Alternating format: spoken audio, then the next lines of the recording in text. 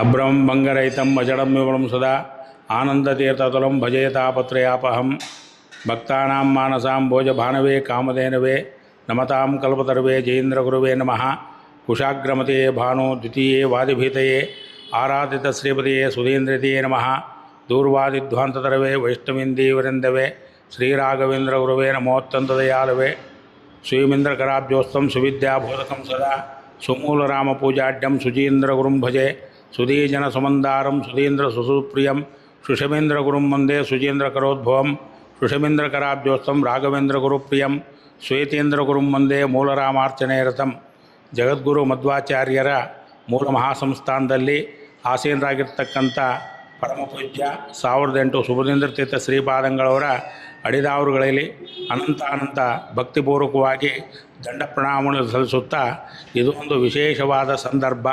ಯಾಕಂತಂದರೆ ರಾಘವೇಂದ್ರ ಸ್ವಾಮಿಗಳವರು ಎಲ್ಲ ಮಠಗಳಲ್ಲಿ ಎಲ್ಲ ಮೃತ್ತಿಕಾ ಸನ್ನಿಧಾನದಲ್ಲಿ ಇದ್ದಾರೆ. ಅದರಲ್ಲಿ ವಿಶೇಷ ಏನಂತಂದರೆ ಚಿಕ್ಕಪೇಟೆ ಶ್ರೀ ರಾಘವೇಂದ್ರ ಸ್ವಾಮಿಗಳವರ ಮಠದಲ್ಲಿ ಮೊದಲನೇ ರಾಘವೇಂದ್ರ ಸ್ವಾಮಿಗಳಾದ ನಂತರ ಬಂದಂಥ ಸುಮತೀಂದ್ರ ತೀರ್ಥ ಶ್ರೀಪಾದಂಗಳವರು ಅವರ ಅಮೃತಾಸ್ತದಿಂದ 300 ವರ್ಷಗಳಿಂದ ಪ್ರಾಣದೇವರನ್ನ ಪ್ರತಿಷ್ಠಾಪನೆ ಮಾಡಿಸಿ ತದನಂತರದಲ್ಲಿ ರಾಘವೇಂದ್ರ ಸ್ವಾಮಿಗಳವರು ಭವಿಷ್ಯವಾಣಿ ನುಡಿದಂತೆ ಮತ್ಸಮೋ ಸಪ್ತಮೋ ಯೋಗಿ ವರದೇಂದ್ರೋ ಭವಿಷ್ಯತಿ ಅಂತ ಎಂಬಂತೆ ಆ ವರದೇಂದ್ರ ಸ್ವಾಮಿಗಳವರ ಅಮೃತಾಸ್ತದಿಂದ ರಾಘವೇಂದ್ರ ಸ್ವಾಮಿಗಳವರ ಮೂಲಮೃತ್ತಿಕಾ ಬೃಂದಾವನ ಸ್ಥಾಪನೆ ಮಾಡಿ ಅವತ್ತಿನಿಂದ ಇವತ್ತಿನವರೆಗೂ ಎಲ್ಲ ಗುರುಗಳು ಬಂದು ಹೋಗ್ಯಾರೆ, ಎಲ್ಲ ಹಿರಿಯವರೆಲ್ಲ ಬಂದು ಹೋಗ್ಯಾರೆ.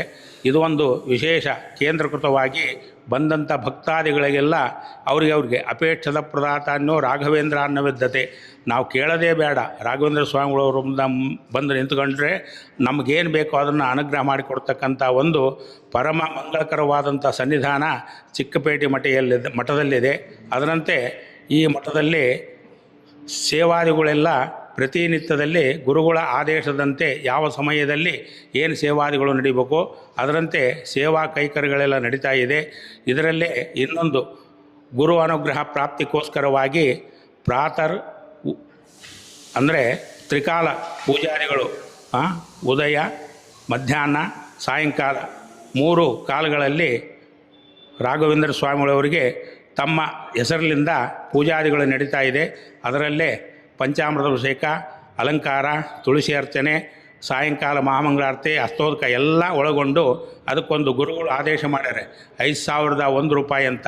ಅದರಂತೆ ತಾವು ಯಾರು ಗುರುಬಲ ಪ್ರಾಪ್ತಿಗಾಗಿ ಬಂದು ರಸೀದಿ ಪಡೆದು ಅದರಲ್ಲಿ ಪಾಲ್ಗೊಳ್ಳಬಹುದು.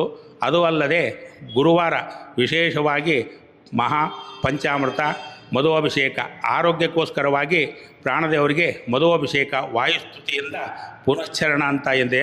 ಅದರಲ್ಲೇ ವಾಯುಸ್ತುತಿಯಿಂದ ಪ್ರಾಣದೇವರಿಗೆ ಅಭಿಷೇಕ ಆಗುತ್ತೆ.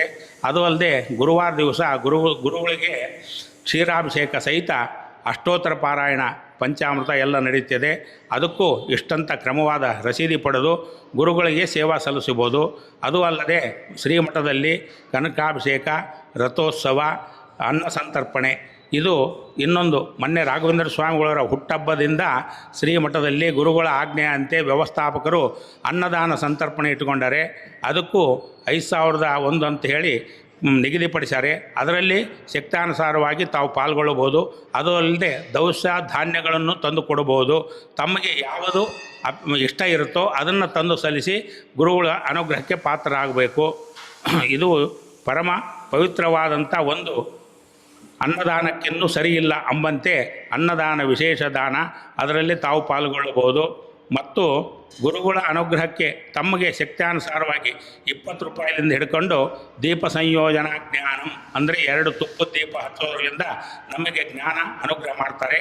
ಆ ಸೇವನೂ ಇದೆ. ಅದು ಅಲ್ಲದೆ ಪ್ರತಿನಿತ್ಯ ತುಳಸಿ ಅರ್ಚನೆ ಏಕಾದಶಿ ಒಂದು ದಿನ ತಪ್ಪಿ ದಿನನಿತ್ಯದಲ್ಲಿ ಮಾಸಕ್ಕೆ ಇಷ್ಟು ಅಂತ ವರ್ಷಕ್ಕೆ ಇಷ್ಟು ಅಂತ ನಿಗದಿಪಡಿಸ್ಯಾರೆ. ಅದರಲ್ಲಿ ದಿನನಿತ್ಯನೂ ಅರ್ಚನೆ ತಾವು ಬರಲಿದ್ದರೂ ತಮ್ಮ ಹೆಸರಿನಲ್ಲೇ ಅರ್ಚನೆ ಪೂಜಾದಿಗಳಲ್ಲೇ ನಡೀತಾ ಇದೆ. ಪಂಚಾಮೃತ ಅಭಿಷೇಕನೂ ಅಷ್ಟೇ ವರ್ಷಕ್ಕೆ ಇಷ್ಟಂತ ಹೇಳಿ ನಿಗದಿಪಡಿಸ್ಯಾರೆ, ಅದನ್ನು ಬರೆಸ್ಬೋದು. ದಿನನಿತ್ಯದಲ್ಲಿ ಹಸ್ತೋದಕ ಸೇವೆ ಮಾಡಿಸೋರು ಇದ್ದಾರೆ.